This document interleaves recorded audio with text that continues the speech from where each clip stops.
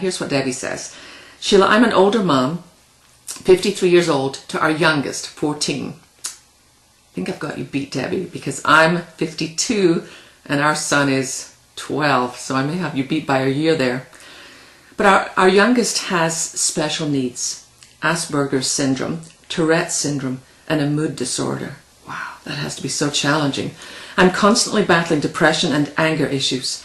I love the Lord and catch glimpses of the abundant life, but can't seem to move into it.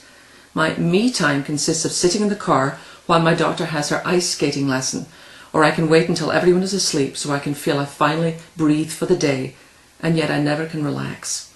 I have no close friends and ended up coming to Women of Faith in Anaheim alone for the last 2 years. As much as I loved it, I was still alone. I know you've had depression issues and that you travel a lot and are very busy. How do you balance your life to make your family a priority and still have time for you? Gosh, Debbie, I'm so sorry that your youngest has so many struggles and issues, and that must be exhausting for you on many levels.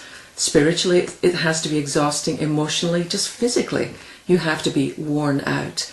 And sometimes I think that we go through seasons in life where it's just a time where we realize that things are not going to be exactly as we wish they were.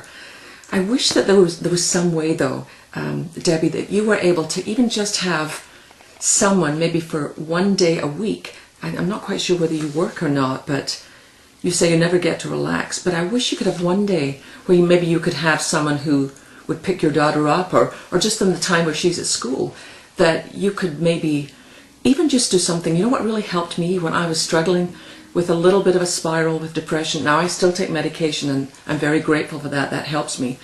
But what I started to do was to get tapes and go walking. And there's just something very good for your brain as well as your spirit and your soul when you just go walking. Even if you only manage to fit it in for 30 minutes, but do it briskly. And I also discovered that it helps me a lot to listen to praise music. You know, I used to get up in the morning and I would just stick on the TV or the news and go with whatever was. But I discovered, in fact, I did it yesterday. Yesterday I went to my church, we have a great bookstore, and I looked to see what some of the new worship CDs were. Or I've also ordered them from Christianbook.com, one of my very, very favorite websites to go to. But I'll look at and I'll find what are the great new worship CDs, and I will stick those in the car or if I'm out walking, and it just uplifts my spirit. You're going through a hard time, but you know, God said this to us, Debbie.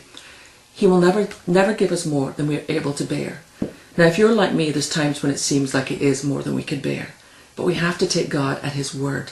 So my encouragement to you would be to find little ways, whether it's going out walking, finding music that's upbuilding. But there's something about physical exercise that helps a lot with depression. And I think that maybe that will be something that would help you. But we will pray for your daughter and for you, that you will find the strength that you need at this time, because you have a lot of challenges. But remember, you're never alone. God never takes His eyes off you. So I pray you'll have extra grace in the days to come, Debbie.